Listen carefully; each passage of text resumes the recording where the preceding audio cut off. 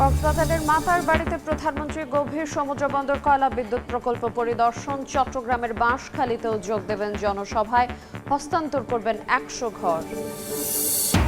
রাষ্ট্রপতি পদে নির্বাচনের জন্য ইসি থেকে বিএনপির 2টি মনোনয়নপত্র সংগ্রহ। প্রার্থী ঠিক করতে বৈঠকে জামায়াত সহ 11 দলীয় ঐক্যের নেতারা। জুলাই আন্দোলন দমনে ইন্টারনেটের গতি কমাতে পলককে নির্দেশ দেন ওবায়দুল কাদের। হাসিনার অনুমতিতে ধাপে ধাপে করা হয় বন্ধ। ট্রাইব্যুনালে কল রেকর্ড দাখিল। হাসিনার সাথে বাংলাদেশ ভারত সম্পর্কে ফের উত্তেজনা। ঢাকার কড়া প্রতিক্রিয়া ভাবাবে দিল্লিকে, বলছেন বিশ্লেষক। আস্থা ফেরানোর দায়িত্ব মোদী সরকারের। এবং বাবাকে শেষ বিদায় জানাতে নিজ শহরে লিও মেসি। ফুটবল বিশ্বের শোকের ছায়া। ইন্টার মায়ামির ম্যাচে নীরবতা পালন, গোল করে উৎসর্গ করলেন ডিপল।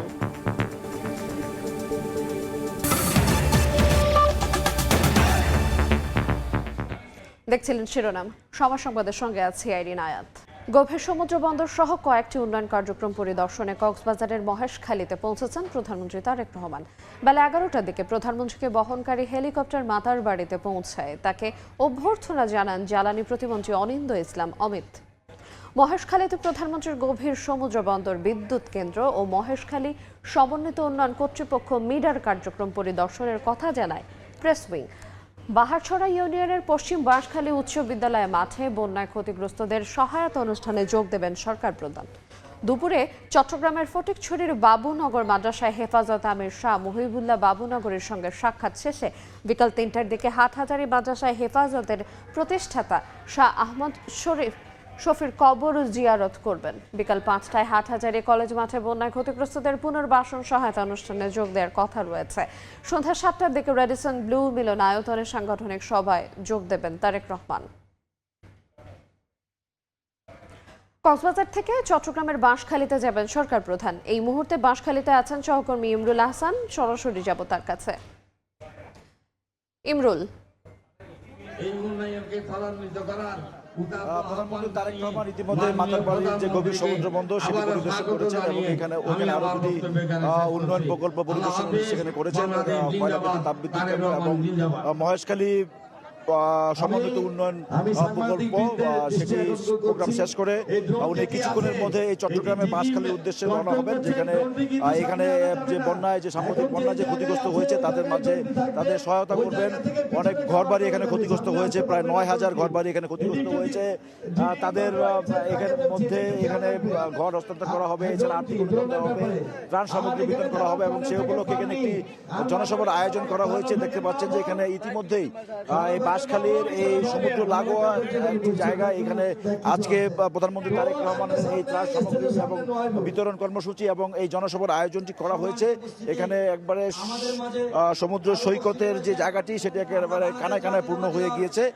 প্রধানমন্ত্রী তারেক রহমানের বক্তব্য শোনার জন্য তারা এসেছেন, প্রধানমন্ত্রী তারেক রহমানের বক্তব্য শোনার জন্য এখানে এসেছেন। এরপরে প্রধানমন্ত্রী তারেক রহমানের আরো কিছু কর্মসূচি রয়েছে। উনি সেখান থেকে হাটহাজারী আরো একটি কর্মসূচিতে উনি অংশ নিব, সেখানে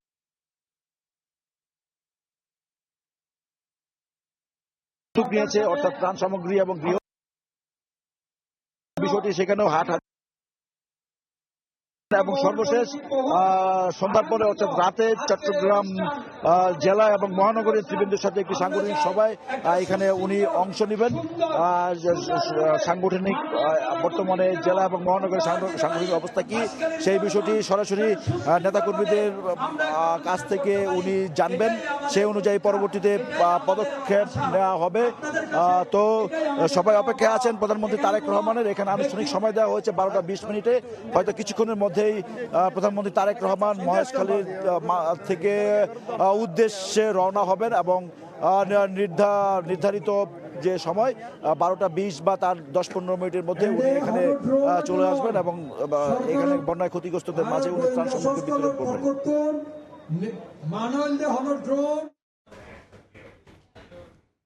কক্সবাজারের প্রধানমন্ত্রীর সফর সম্পর্কে জানাচ্ছিলেন সহকর্মী ইমরুল আহসান। রাষ্ট্রপতি পদে নির্বাচনের জন্য ইসি থেকে 2টি মনোনয়নপত্র সংগ্রহ করেছে বিএনপি। সকালে রাজধানীর আগারগাঁওয়ে নির্বাচন ভবন থেকে প্রধান নির্বাচনী কর্মকর্তার কার্যালয় থেকে এই মনোনয়নপত্র সংগ্রহ করেন জাতীয় সংসদের চিফ হুইপ নুরুল ইসলাম মনি ও প্রধানমন্ত্রীর উপদেষ্টা রুহুল কবির রিজভী। এরই মধ্যে রাষ্ট্রপতি নির্বাচনের ভোটার তালিকা প্রস্তুত করেছে নির্বাচন কমিশন। এর আগে বৃহস্পতিবার রাষ্ট্রপতি নির্বাচনের তফসিল ঘোষণা করে নির্বাচন কমিশন। ইসির ঘোষিত তফসিল অনুযায়ী আগামী 13 আগস্ট মনোনয়নপত্র দাখিলের তারিখ নির্ধারণ করা হয়েছে এবং 20 আগস্ট ভোট গ্রহণ অনুষ্ঠিত হবে। রাষ্ট্রপতি নির্বাচনে সমন্বিতভাবে প্রার্থী দেওয়ার বিষয়ে সিদ্ধান্ত নিতে রাজধানীর মিন্টো রোডের বিরোধী দলীয় নেতার সরকারি বাসভবনে জরুরি বৈঠকে বসেছেন 11 দলীয় ঐক্যের শীর্ষ নেতারা। এই মুহূর্তে সেখানে আছেন সহকর্মী শফিক মুন্সি। সরাসরি যাব তার কাছে। মুন্সি, আমাদেরকে একটু জানাবেন আপনি সেখানকার পরিস্থিতি কি দেখতে পাচ্ছেন? বাংলাদেশের 23তম রাষ্ট্রপতি নির্বাচনে 11 দলীয় ঐক্যের পক্ষ থেকে প্রার্থী মনোনীত করার জন্য এই মুহূর্তে বিরোধী দলীয় নেতা ডাক্তার শফিকুর রহমানের সরকারি বাসভবন অর্থাৎ মিন্টো রোডের 29 নম্বর যে বাড়িটি, সেই বাড়িটিতে বৈঠক করছে 11 দলীয় ঐক্যের শীর্ষ পর্যায়ের নেতৃবৃন্দরা। এই বৈঠকটি শুরু হওয়ার কথা ছিল আজকে সকাল 11:30টায়, কিন্তু আমরা দেখেছি যে দলগুলোর শীর্ষ নেতৃবৃন্দ এখানে আসার পর 11:40 পর মূলত এই বৈঠকটি শুরু হয়েছে। এই বৈঠকটির নেতৃত্ব দিচ্ছেন জামায়াতের আমির ডাক্তার শফিকুর রহমান এবং অন্যান্য যেসব দলের শীর্ষ নেতাদের মধ্যে উপস্থিত আছেন বাংলাদেশ খেলাফত মজলিসের আমির মাওলানা মামুনুল হক, এনসিপির আহ্বায়ক নাহিদ ইসলাম সহ অন্যান্য যে দলগুলো আছে 11 দলীয় ঐক্যের, তাদের শীর্ষ পর্যায়ের নেতারা। আমরা এর আগে যে বিষয়টি জেনেছি যে গত শনিবার বাংলাদেশ জামাত ইসলামী তারা তাদের যে কেন্দ্রীয় নির্বাহী পরিষদ বৈঠক, সেই বৈঠকে তাদের দলের পক্ষ থেকে কিন্তু এই রাষ্ট্রপতি নির্বাচনে অংশ নেবার জন্য তারা একটি সিদ্ধান্ত নেয়। এখন মূলত আজকে যে বিষয়ে বৈঠক হচ্ছে সেটি হচ্ছে এই যে 11 দলীয় ঐক্যের পক্ষ থেকে সমন্বিতভাবে তারা একক একজন প্রার্থী দিতে পারেন কিনা রাষ্ট্রপতি পদের প্রার্থিতার জন্য, সে বিষয়টি মূলত আজকে এখানে আলোচিত হচ্ছে বলেই আমরা জেনেছি। এবং এই আলোচনা শেষে এখানেই একটি এই মিন্টো রোডের 29 নম্বর বাড়িতেই একটি প্রেস ব্রিফিং এর আয়োজন করা হয়েছে। সেখানে কিন্তু আজকে বৈঠকের আলোচিত যে বিষয়গুলো সেগুলো উপস্থাপন করা হবে এবং তারা সমন্বিত প্রার্থী দেবে কিনা কিংবা কে হতে যাচ্ছেন এই বাংলাদেশ জামাত ইসলামী সহ 11 দলীয় ঐক্যের রাষ্ট্রপতি প্রার্থী, সে বিষয়টিও খোলাসা হতে পারে। তো এই ছিল আমার কাছে রাজধানীর মিন্টো রোড থেকে এই যে 11 দলীয় ঐক্যের জরুরি বৈঠক রাষ্ট্রপতি নির্বাচনে অংশ নেবার বিষয়ে, সে ব্যাপারের সর্বশেষ। আমরা সরাসরি যুক্ত ছিলাম মিন্টো রোড থেকে। জুলাই অভ্যুত্থানের সময় আন্দোলন দমনে তথ্য প্রবাহ বন্ধে তৎকালীন তথ্য ও যোগাযোগ প্রযুক্তি প্রতিমন্ত্রী জুনায়েদ আহমেদ পলককে 16 জুলাই ফোন করে ইন্টারনেটের গতি কমানোর নির্দেশ দেন কার্যক্রম নিষিদ্ধ আওয়ামী লীগের সাধারণ সম্পাদক ওবায়দুল কাদের। তার নির্দেশনার পর তৎকালীন প্রধানমন্ত্রী শেখ হাসিনার অনুমোদনে গতি কমানোর পর ধাপে ধাপে বন্ধ করা হয় ইন্টারনেট। ওবায়দুল কাদের, যুবলীগ, ছাত্রলীগের শীর্ষ নেতা সহ 7 জনের বিরুদ্ধে জুলাই হত্যা মামলায় প্রমাণ হিসেবে এই কল রেকর্ড ট্রাইব্যুনালে দাখিল করেছে প্রসিকিউশন। পলক বলছি, এটা একটু স্লো করে দাও। জি ইন্টারনেট একটু নেত্রীর পারমিশনটা নিয়ে নাও।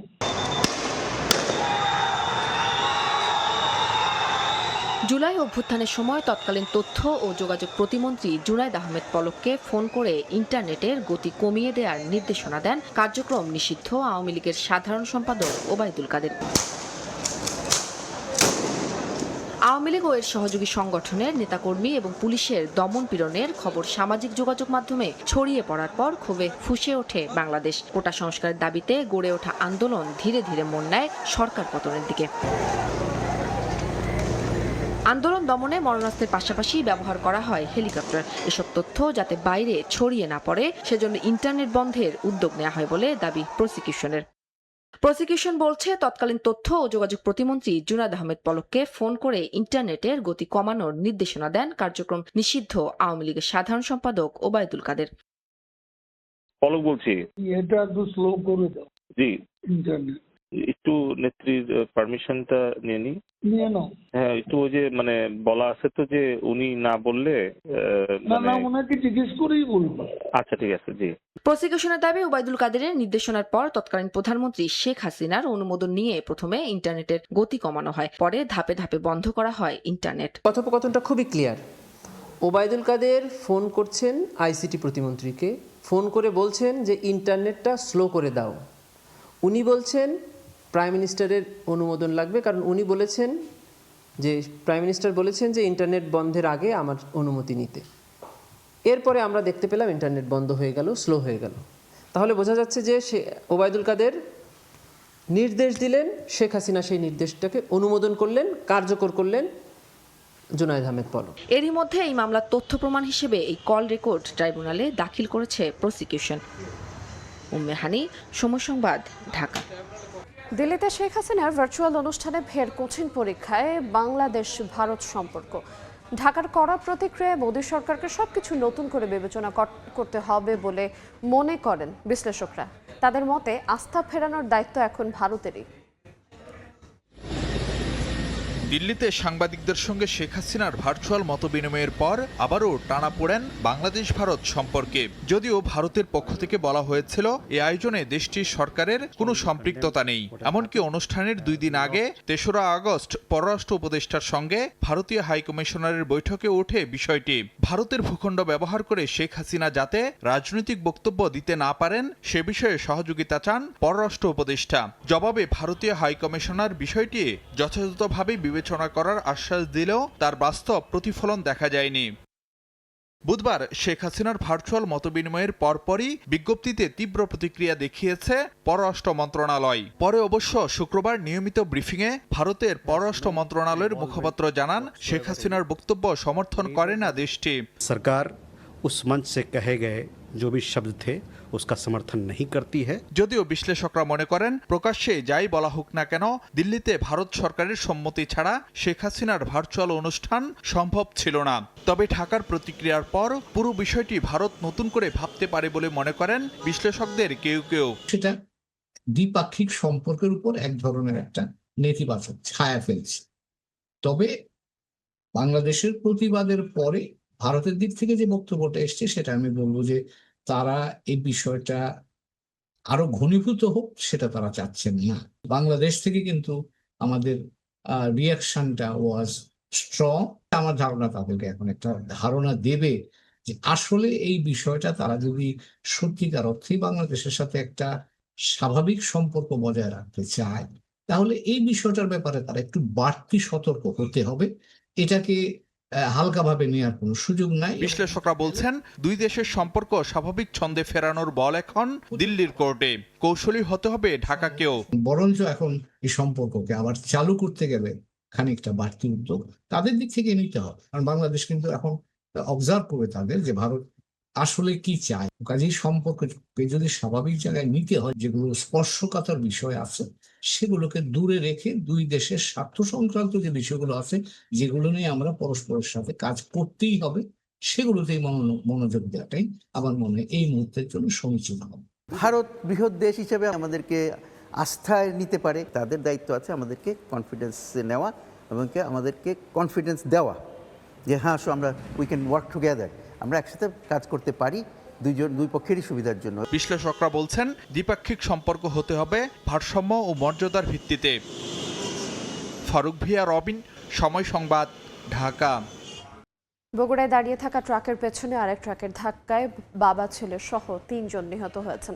আহত হয়েছেন আরও একজন। সকাল 7:30টার দিকে নগরীর ঢাকা বগুড়া মহাসড়কের উড়াল সেতুতে এই দুর্ঘটনা ঘটে। স্থানীয়রা জানান ঢাকা থেকে একটি ট্রাক জয়পুরহাটের হিলি সীমান্তে যাচ্ছিল। এ সময় ট্রাকটি বগুড়া নগরের শহীদ জিয়াউর রহমান মেডিকেল কলেজের সামনে উড়াল সেতুতে পৌঁছালে পেছনের চাকা ফেটে অকেজো হয়ে যায়। ট্রাকের থাকা বাবা ছেলে সহ 3 জন ট্রাকটির চাকা মেরামতের সময় ঢাকা থেকে আসা পণ্যবাহী আরেকটি ট্রাক পেছন থেকে সজোরে ধাক্কা দেয়। এতে ঘটনাস্থলে ট্রাকের মেরামতের কাজে থাকা বাবা ও ছেলে নিহত হন। আহত 2 জনকে চিকিৎসার জন্য হাসপাতালে নেওয়া হলে চিকিৎসাধীন অবস্থায় আরও একজনের মৃত্যু হয়। গাড়িটা ঠিক করেছিল আর ওই গাড়িটা ছিল ঘুমে, ওটা আসা পেছন থেকে ধাক্কা দিয়েছে। এখানে গাড়ি সারার জন্য মেকার ছিল, তারাও হতে পারে, তবে এটা তদন্ত সাপেক্ষে বলা যাবে এখানে হচ্ছে কারা নিহত হয়েছে। একটা ট্রাক অকেজো অবস্থায় ছিল, সেটা মেরামতের কাজ চলছিল, সেই অবস্থায় পিছন থেকে একটা ট্রাক এসে সজোরে ধাক্কা দিয়েছে। আমরা ঘটনাস্থলে যেটা দেখি যে 2 জন স্পট ডেড। ধৈর্যের সাথে আমরা 3 জনকে রেস্কিউ করছি। দেশের আন্তর্জাতিক বিমানবন্দরের ইমিগ্রেশন সেবায় বড় পরিবর্তনের উদ্যোগ নিয়েছে মন্ত্রণালয়। দক্ষ নেতৃত্ব গঠন করতে চায় স্থায়ী ইমিগ্রেশন ক্যাডার। তবে সাবেক পুলিশ কর্মকর্তারা বলছেন স্থায়ী জনবল নিয়োগ দিলে বিমানবন্দরে সিন্ডিকেট ও অনিয়ম আরও বাড়বে। কাজল আব্দুল্লাহর রিপোর্ট। হযরত শাহজালাল আন্তর্জাতিক বিমানবন্দর সহ দেশের ৩ আন্তর্জাতিক বিমানবন্দরেই প্রতিদিন যাতায়াত করেন প্রায় ৪০ থেকে ৫০ হাজার যাত্রী। তাদের নিরাপত্তা ও পাসপোর্ট যাচাইয়ের দায়িত্বে আছেন পুলিশের স্পেশাল ব্রাঞ্চের বিভিন্ন পর্যায়ের ৬ শতাধিক সদস্য। এসব কর্মকর্তাদের বিভিন্ন ধাপে প্রশিক্ষণ দিয়ে ইমিগ্রেশন সেবায় নিযুক্ত করা হয় বলে জানান সংশ্লিষ্টরা। ট্রেনার যিনি কিভাবে ট্রেনিং করাবেন তার জন্য একটা ম্যানুয়াল করা হয়েছে, ট্রেনিং যিনি নেবেন তার জন্য একটা ম্যানুয়াল করা হয়। অডিও ক্যাসেটও আছে যেটা উনি শুনে আবার কথা বলতে পারে। বাংলাদেশ পুলিশ ইমিগ্রেশন অফিসারদেরকে যেভাবে তৈরি করে, খুব কম ডিপার্টমেন্ট এবং বাংলাদেশ পুলিশের আদার খুব কম এজেন্সি, কম শাখা, এইভাবে তার জনবলকে তৈরি করে তা মাঠে পাঠায়। তবে বিমানবন্দরে আধুনিক সেবার মান বাড়াতে এবার নতুন প্রস্তাব নিয়ে এগোচ্ছে বেসামরিক বিমান পরিবহন ও পর্যটন মন্ত্রণালয়। প্রেষণে বদলি নয়, বরং আলাদা স্থায়ী ইমিগ্রেশন ক্যাডার নিয়োগের উদ্যোগের কথা জানান বিমান প্রতিমন্ত্রী। ইমিগ্রেশন ক্যাডার, যেহেতু আমাদের 3টি ইন্টারন্যাশনাল এয়ারপোর্ট রয়েছে এবং আরও একটি ইন্টারন্যাশনাল এয়ারপোর্ট আমরা করতে যাচ্ছি বগুড়াতে, সেই জন্য ইমিগ্রেশন ক্যাডারের যদি কিছু পুলিশ নিয়োগ করতে পারেন এবং তাদেরকে দিয়ে ট্রেন্ড অবস্থায় শুধু ইমিগ্রেশনই তারা থাকবে, তাহলে এটা দ্রুততম সময়ে তারা কাজ করতে পারবে এবং তারা যেহেতু অভ্যস্ত থাকবে, ট্রেন্ড আপ থাকবে, তাদের দ্বারা এটা করা সম্ভব। স্থায়ী কাঠামো থাকলে ইমিগ্রেশন কর্মকর্তারা আন্তর্জাতিক আইন ও যাত্রী সেবায় আরও দক্ষ হয়ে উঠবেন বলে দাবি মন্ত্রণালয়ের। তবে এই যুক্তি মানতে নারাজ এই সাবেক পুলিশ কর্তা। তার মতে ইমিগ্রেশনে স্থায়ী জনবলের সিদ্ধান্তে শক্তিশালী হবে অনিয়মের সিন্ডিকেট। ইমিগ্রেশনের জন্য টানা বছরের পর বছর একই লোক একই চেয়ারে বসে থাকলেই ভালো সেবা দেবে, আমাদের সরকারি ডিপার্টমেন্টগুলো কিন্তু এরকম কথা বলে না। ইমিগ্রেশন যখন স্পেশাল ব্রাঞ্চের সংযুক্তি হয়ে কাজ করে তখন দে রিয়েলি রিমেইন স্মার্টার, খুব স্মার্ট একটা ডিপার্টমেন্ট থাকে তখন। বিশেষজ্ঞরা মনে করেন বর্তমান রোটেশন বা বদলি পদ্ধতি দুর্নীতি দমনের সবচেয়ে কার্যকর পদ্ধতি। কাজল আব্দুল্লাহ, সময় সংবাদ, ঢাকা। চুয়াডাঙ্গার জীবননগর সীমান্ত দিয়ে 3 জনকে পুষিং চেষ্টা প্রতিহত করেছে বিজিবি। এদের মধ্যে 2 নারী ও 1 জন পুরুষ ছিলেন। বিজিবি জানায় ভোরের সীমান্তের মাধবখালী এলাকায় বিএসএফ সদস্যরা 3 জনকে পুষিনের চেষ্টা করে। এ সময় বিজিবির টহল দল শূন্য রেখা থেকে তাদের প্রবেশে বাধা দেন। বিজিবির বাধার মুখে 3 জন সীমান্তের শূন্য রেখা থেকে ভারতের অভ্যন্তরে অবস্থান নেয়। ক্যান্সার, কিডনি ও হৃদরোগের বিশ্বমানের চিকিৎসা নিশ্চিতে সিলেটের ওসমানী মেডিকেলে গড়ে তোলা হয়েছে বিশেষায়িত চিকিৎসা কেন্দ্র। 15 তলা ভবনের নির্মাণ কাজ শেষ হলেও নানা জটিলতায় চালু করা যাচ্ছে না কোনো বিভাগ। এতে কমছে না রোগীদের ভোগান্তি। দিগন্ত সিংহের ছবিতে ইকরামুল কবিরের রিপোর্ট। ওসমানী মেডিকেল কলেজ হাসপাতালে হৃদরোগ বিভাগে রোগীর শয্যা 34টি, তবে প্রতিদিন ভর্তি থাকে গড়ে 150-র বেশি রোগী। বাধ্য হয়ে তাদের বেশিরভাগের স্থান হয় মেঝেতে। ক্যান্সার বিভাগেও একই অবস্থা। এ বিভাগে প্রতিদিন সিলেট ছাড়াও পার্শ্ববর্তী জেলাগুলো থেকে রোগীরা চিকিৎসা নিতে আসেন। শুধু দুই বিভাগ নয়, 900 শয্যার হাসপাতালটিতে প্রতিদিন 3000-এরও বেশি রোগী ভর্তি থাকে। অতিরিক্ত চাপে হিমশিম অবস্থা সংশ্লিষ্টদের। ডাক্তার, নার্স এবং সাপোর্টিং স্টাফ, ওয়ার্ড বয়, আয়া, ক্লিনার সবাই কিন্তু ওই 34 বেডেরই অনুমোদিত। কাজেই আমাদের লোকবলের অসম্ভব অভাব।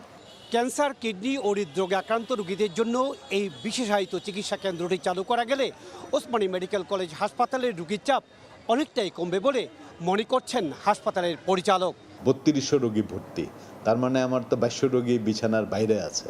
তো ওইখানে যদি আমার 800 রোগী আমি ট্রান্সফার করতে পারি তাহলে আমার এখানে 800টা জায়গা খালি হইল। সংকট সমাধানে সিলেটে ক্যান্সার, কিডনি ও হৃদরোগের বিশেষায়িত চিকিৎসা কেন্দ্র গড়ে তোলা হয়। 2022 সালে শুরু হয় 15 তলা ভবনের নির্মাণ কাজ।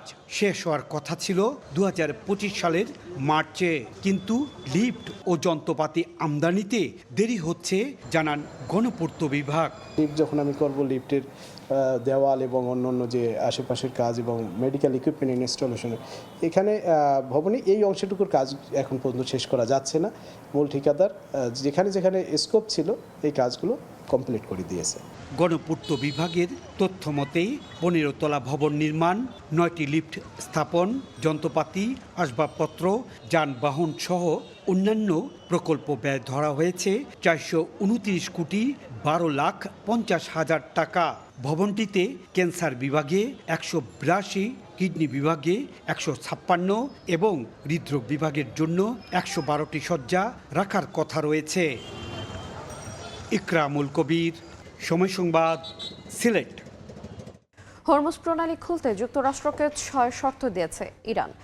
জলপথ অবরোধে অংশ নেয়া মার্কিন সেনা প্রত্যাহার, হামলা বন্ধ, নিষেধাজ্ঞা তুলে নেয়া ও যুদ্ধের ক্ষতিপূরণ সহ ফেরত দিতে হবে জব্দকৃত সম্পদ। এসব শর্ত মানা ছাড়া ওয়াশিংটনের সামনে কোনো পথ খোলা নেই বলে জানিয়েছে তেহরান। দাবি না মানা হলে যুক্তরাষ্ট্রকে আগের চেয়েও চড়া মূল্য দিতে হবে বলে সতর্ক করেছেন ইরানের সেনাবাহিনীর মুখপাত্র। এদিকে মার্কিন ভাইস প্রেসিডেন্ট জেডি ভ্যান্স বলেছেন, হরমুজ প্রণালীতে জাহাজে হামলা বন্ধের প্রতিশ্রুতি চায় যুক্তরাষ্ট্র। হরমুজ প্রণালীতে টোল আরোপের পরিকল্পনা ইরানে নেই বলেও দাবি করেন তিনি।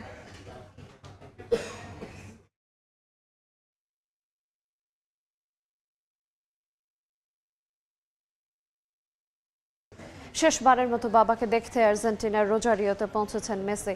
সঙ্গে ছিলেন মা সেলিয়া সহ পরিবারের অন্য সদস্যরা। পারিবারিকভাবে সম্পন্ন হবে হোর্হে মেসির শেষকৃত্য।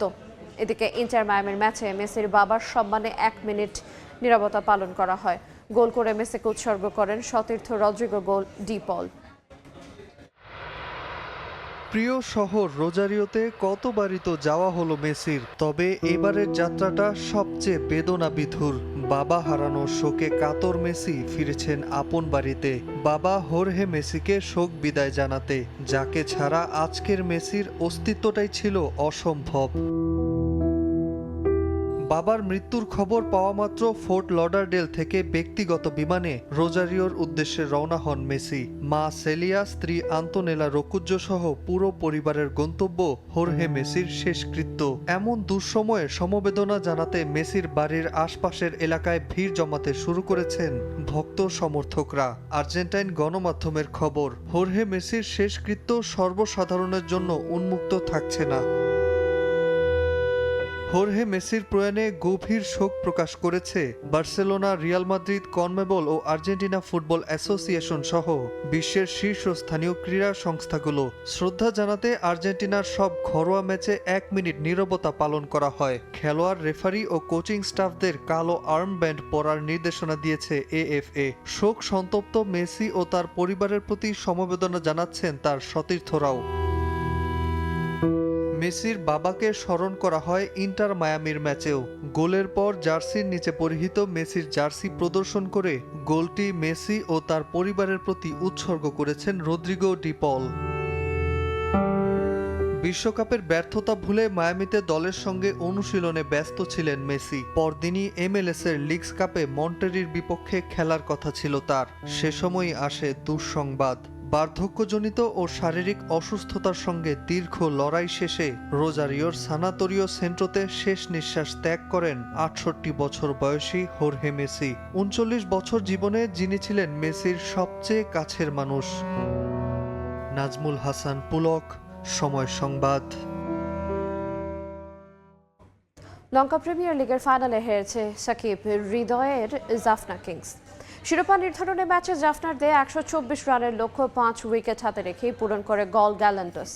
গলের স্কোয়াডে নুরুল হাসান সোহান থাকলেও ছিলেন না ফাইনালের একাদশে। ফাইনালে ব্যাট হাতে সাকিব হৃদয় দুজনই ব্যর্থ হয়েছেন। সাকিব 13 বলে করেন 9 রান আর হৃদয়ের ব্যাট থেকে আসে 10 বলে 10 রান। তবে বল হাতে দুর্দান্ত ছিলেন সাকিব। টাইগার এই অলরাউন্ডার 4 ওভারে মাত্র 15 রানের খরচায় নেন 2 উইকেট। জবাবে 25 বল হাতে থাকতেই লক্ষ্যে পৌঁছে যায় গল। প্রথমবারের মতো চ্যাম্পিয়ন হয় LPL-এ। এ পর্যায়ে শীর্ষ সংবাদগুলো জানিয়ে দেবো আরেকবার। কক্সবাজারের মাথার বাড়িতে প্রধানমন্ত্রী, গভীর সমুদ্র বন্দর, কয়লা বিদ্যুৎ প্রকল্প পরিদর্শন। চট্টগ্রামের বাঁশখালীতেও যোগ দেবেন জনসভায়, হস্তান্তর করবেন 100 ঘর। রাষ্ট্রপতি পদে নির্বাচনের জন্য ইসি থেকে বিএনপির 2টি মনোনয়নপত্র সংগ্রহ। প্রার্থী ঠিক করতে বৈঠকে জামায়াত সহ 11 দলীয় ঐক্যের নেতারা। এবং জুলাই আন্দোলন দমনে ইন্টারনেটের গতি কমাতে পলককে নির্দেশ দেন ওবায়দুল কাদের। হাসিনার অনুমতিতে ধাপে ধাপে করা হয় বন্ধ। ট্রাইব্যুনালে কল রেকর্ড দাখিল।